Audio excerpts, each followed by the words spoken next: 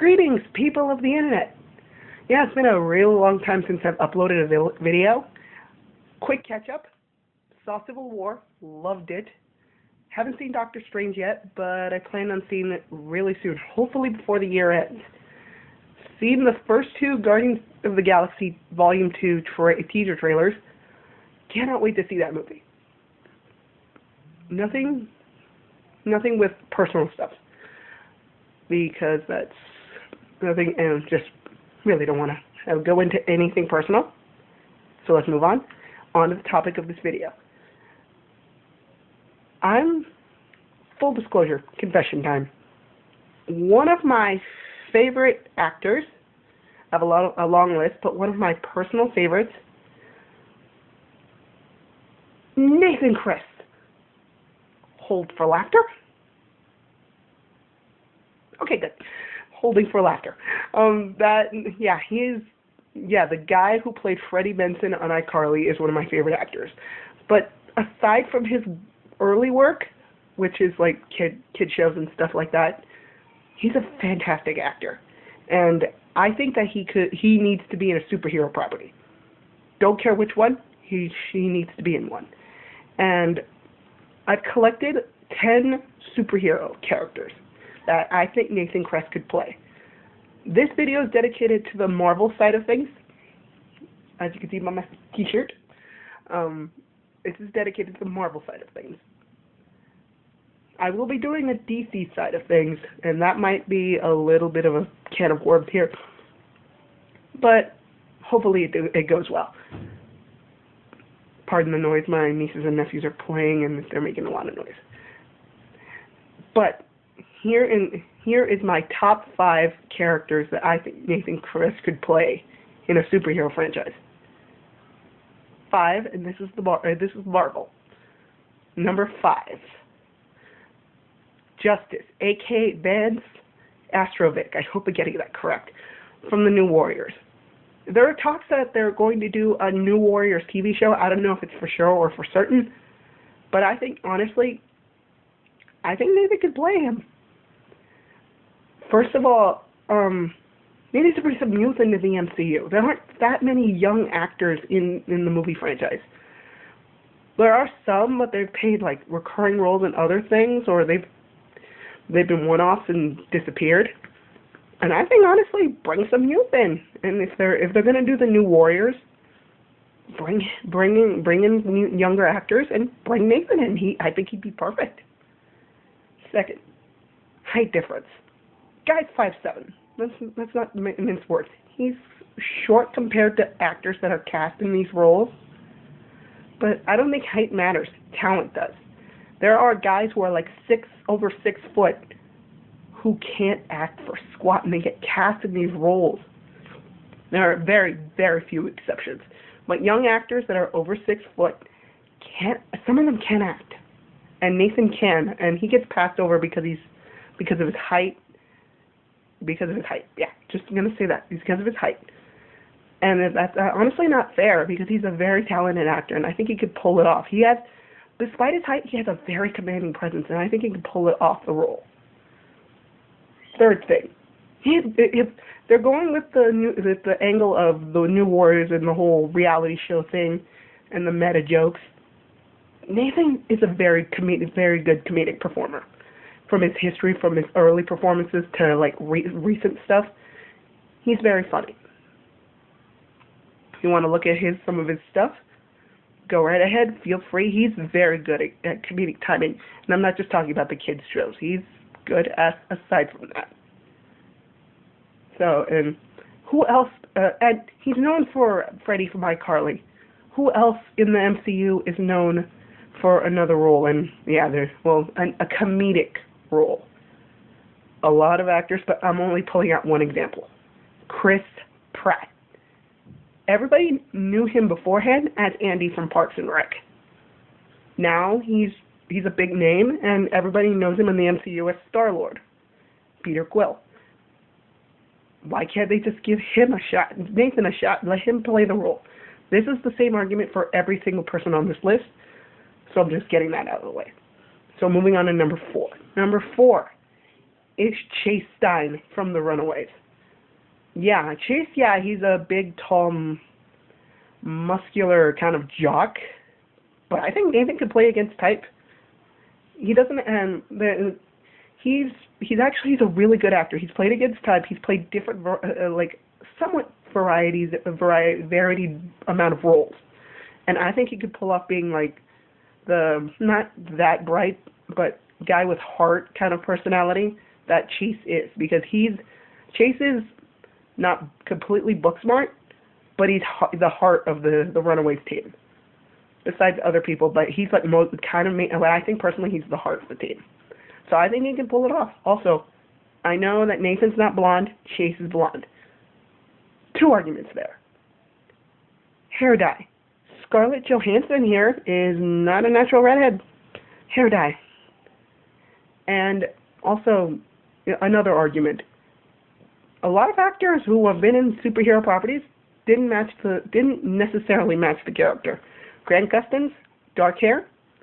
Barry Allen in the comics, not blonde. Roy Harper in the comics, redhead. Dominic Golden James was a redhead, now was he? And he was on Arrow. Point is, complete matching shouldn't have to matter. And if he is willing to dye his hair for the role, which a lot of actors are, I would be okay with it. Okay, so moving on to number 3. Number 3 is Phobos from the Greek pantheon. And he's also the god of fear, and he's Ares' son. I think we can introduce him into Agents of S.H.I.E.L.D. If they do it next season, because right now they're doing something completely different in the second half of this current season. So next season, I say introduce the Greek pantheon. Bring in Hercules, or bring him in. Say Phobos is working for S.H.I.E.L.D., working with S.H.I.E.L.D. And also kind of like, since I know they already did the Secret Warriors arc already in the show already. I think they can do it, like add another like member to the team, or say that Phobos goes to them for help, for protection from his dad, Ares.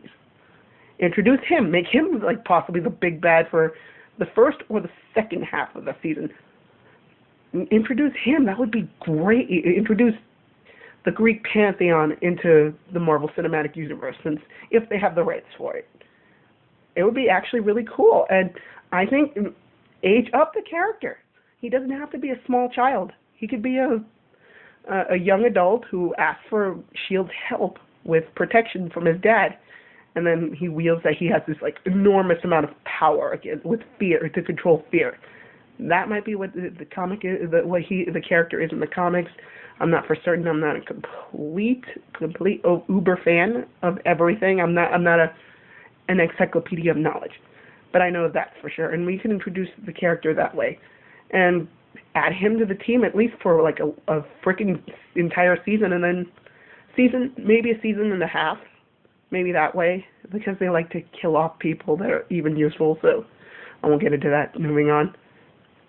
I think he would make a great Phobos. Again, with the whole hair dye thing, with the hair color thing. Don't have to match. It doesn't matter. He could work. And I would like to see the character Phobos, and I would like to see Nathan play him. That would be great, honestly. Moving on to number 2. This one's going to be a bit of a stretch, but bear with me. There's a lot more detail here, so let's go. Number 2, Harry Osborn. Pausing for laughter. And background noise. Okay, moving on. I think Harry Osborn, Nathan should play Harry Osborn. Nathan was actually my first choice to play Spider-Man in the MCU, but since that role went to Tom Holland, who was fantastic, by the way, I was not initially sold, but now I'm completely sold after seeing Civil War. I think Nathan could play Harry and introduce him not in Homecoming, because that film already is completely jam-packed. Introduce him as, like, you have to have, also introduce Norman Osborn that way. Introduce Norman, say that he, like, wormed his way into, pardon the interrupting. I think, like, introduce Norman Osborn into the MCU, and have him that he wormed his way into Secretary Ross's good graces. He's working with with Secretary Ross and working alongside Tony Stark, regrettably, because I think Tony wouldn't like Norman either. And that's where Peter meets Harry. They meet on the same day. They could say, I think they're going to do that. Peter is like an intern at Stark with Tony Stark to get him at the same time. And they're going to say that he's the he's the intern for Tony Stark, or something like that, working alongside him. And Harry is with his dad, and they don't become fast friends, because it's like in the comics they weren't fast friends. I don't think they liked each other initially. Harry could be of college age. They could befriend each other, and just like and have Harry find out that his dad is stolen the Iron Patriot suit, because I think they bring back the Iron Patriot thing from Iron Man 3, and say that he stole Tony Stark's technology and modified it himself. Because again, Norman Osborn, smart guy, he can probably reverse engineer anything. And say that in the movie, it's going to be the second Spider-Man movie that they probably do in the MCU, have Peter be in trouble with whatever villain they introduce. I don't think they're going to do the Secret Six. It would be really weird if they just jam the Secret Six in there. No, not Secret Six. Sinister Six. Secret Six is DC, my bad. Have them introduce that, maybe bring in the Sinister Six, or do whatever villain Peter's being attacked by. Freaking Harry goes to help Spider-Man, probably not Peter, Spider-Man, and he dons the Iron Patriot armor, becomes what I would call him, and I know they call him that in the cartoon Ultimate Spider-Man, which is crap. They call him the Patrioteer. Introduce him that way, bring him in, and have him help Peter and help Spider-Man.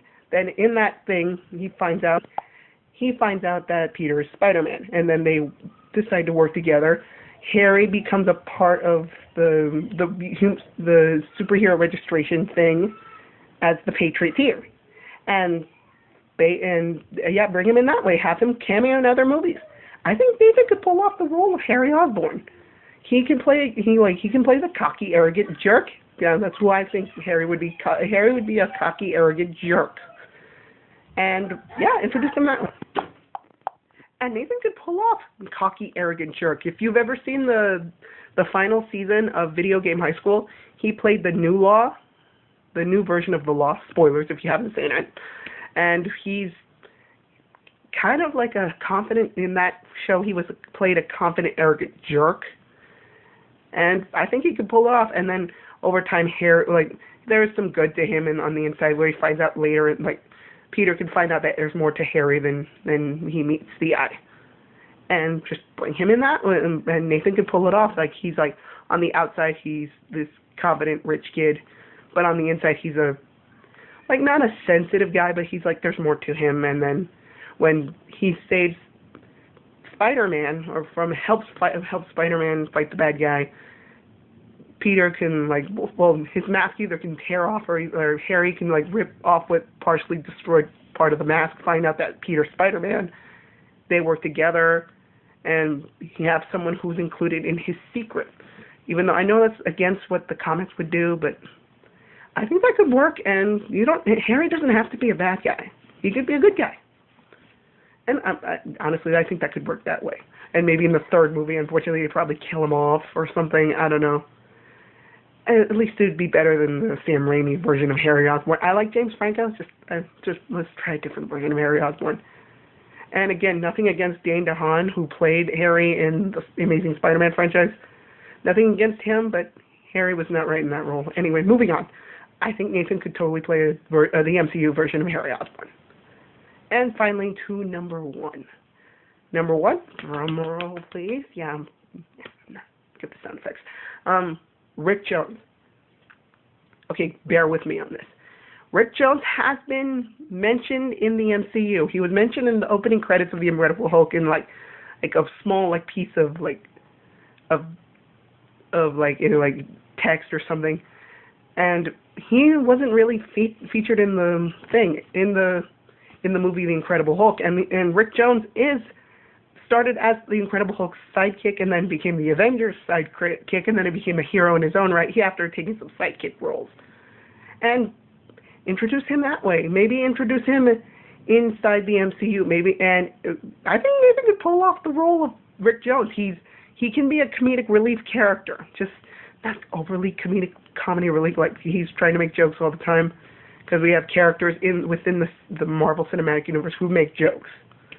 The good guys, the heroes. I mean, the point is, there's a lot of humor in that, but introduce a character who's not completely socially awkward, but I think he can pull off socially awkward mixed with kind of confident guy.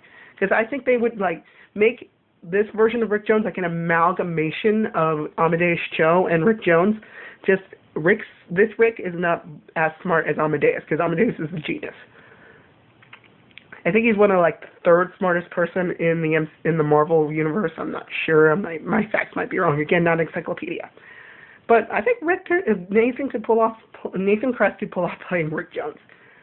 I would love it, and we and have him maybe like, if they're going to do with the whole Bucky Barnes taking over as Captain America, and they could Cap could like either could side with Rick could side with Captain America, and then Bucky can like befriend him, and then he becomes Bucky's Bucky. Yeah, I know they didn't do the whole sidekick thing in the movies, but that could work. He could offer to help or something like that. I don't know. Introduce him that way. If they're not going to do any solo Hulk films, like have him like appear sporadically, like maybe cameo, maybe a part in the movie. Have Rick Jones in there, and I think Nathan could pull it off. I've stated clearly, he's a very fantastic actor. He has great facial expressions. If you watch him in anything, there are parts in stuff that he's in. His eyes, like facial mannerisms, he owns it, and I think he could pull it off. All right. With that being said, okay, that's the final thing of this list of the Marvel side of things. That's the top 5. There is going to be another video, but on the DC side of things. And comment if you have a different character in mind for Nathan, or if you think that I'm totally completely wrong. That's fine. It's your opinion. But just don't be mean about it. And yeah, and if you do like this video, hit the thumbs up if you like it. And if you want to hear my ramblings like an idiot and the background noise, just click subscribe if you want to.